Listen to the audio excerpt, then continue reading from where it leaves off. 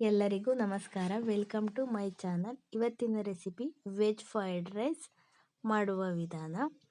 ಮೊದಲಿಗೆ ಒಂದು ಬಾಣಲಿಯಲ್ಲಿ ಎಣ್ಣೆಯನ್ನು ಹಾಕಿ ಎಣ್ಣೆಯನ್ನು ಬಿಸಿಯಾಗಲು ಬಿಡಿ. ಎಣ್ಣೆಯು ಬಿಸಿಯಾದ ನಂತರ ಅದಕ್ಕೆ ಉದ್ದುದ್ದಕ್ಕೆ ಹೆಚ್ಚಿಟ್ಕೊಂಡಿರುವಂತಹ ಕ್ಯಾರೆಟ್ ಹಾಗೆಯೇ ಉದ್ದುದ್ದಕ್ಕೆ ಕತ್ತರಿಸಿಟ್ಕೊಂಡಿರುವಂತಹ ಬೀನ್ಸನ್ನು ಹಾಕಿ ಸ್ವಲ್ಪ ಹೊತ್ತು ಮೀಡಿಯಂ ಫ್ಲೇಮ್ನಲ್ಲಿ ಮಿಕ್ಸ್ ಮಾಡ್ಕೊಳ್ಳಿ. ಜಾಸ್ತಿ ಹೊತ್ತೇನು ಫ್ರೈ ಮಾಡ್ಕೋಬೇಡಿ, ಸ್ವಲ್ಪ ನೋಡಿಕೊಂಡು ಫ್ರೈ ಮಾಡ್ಕೊಳ್ಳಿ. ಫ್ರೈ ಆದ ನಂತರ ಅದಕ್ಕೆ ಕಟ್ ಮಾಡಿಟ್ಕೊಂಡಿರುವಂತಹ 2 ಈರುಳ್ಳಿಯನ್ನು ಸೇರಿಸಿ, ಆನಂತರ ಶುಂಠಿ ಬೆಳ್ಳುಳ್ಳಿ ಪೇಸ್ಟ್ ಇದ್ದರೆ ಹಾಕೊಳ್ಳಿ. ನಾವು ಮನೆಯಲ್ಲೇ ಮಾಡ್ಕೊಂಡಿದ್ದೀವಿ. ಶುಂಠಿ ಹಾಗೆ ಬೆಳ್ಳುಳ್ಳಿನ ಕೆಚ್ಚಿಟ್ಕೊಂಡಿದ್ದೀವಿ, ಅದನ್ನು ಹಾಕ್ಕೊಂಡಿದ್ದೀವಿ.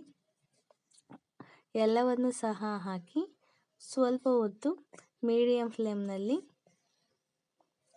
ಗೋಲ್ಡನ್ ಕಲರ್ ಬರುವ ರೀತಿ, ಅಂದರೆ ಕೆಂಪಗಾಗುವ ತನಕ ಫ್ರೈ ಮಾಡ್ಕೊಳ್ಳಿ. ಕೆಂಪಗಾದ ನಂತರ ಅದಕ್ಕೆ ಹಸಿರು ಮೆಣಸಿನ್ಕಾಯಿ ಇದ್ದರೆ ನೀವು ಹಸಿರು ಮೆಣಸಿನ್ಕಾಯಿನೇ ಹಾಕ್ಕೊಳ್ಳಿ. ನಾವಿಲ್ಲಿ ಖಾರದ ಪುಡಿ ಯೂಸ್ ಮಾಡ್ತಾ ಇದ್ದೀವಿ. 1 ಚಮಚದಷ್ಟು ಖಾರದ ಪುಡಿ, ಹಾಗೆಯೇ 1 ಚಮಚದಷ್ಟು ಧನಿಯಾ ಪುಡಿಯನ್ನು ಸಹ ಹಾಕ್ಕೊಂಡಿದ್ದೀನಿ.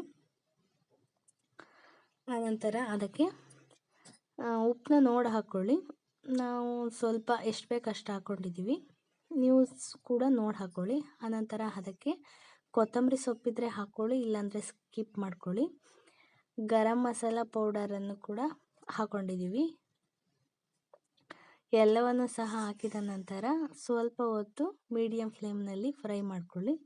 ಫ್ರೈ ಆದ ನಂತರ ಮೊದಲೇ ಅನ್ನ ಮಾಡ್ಕೊಂಡಿರ್ತೀವಿ, ಆ ಅನ್ನದ ಜೊತೆ ಅದನ್ನು ಬೆರೆಸ್ಕೊಳ್ಳಿ. ಚೆನ್ನಾಗಿ ಸ್ವಲ್ಪ ಹೊತ್ತು ಬೆರೆಸಿ,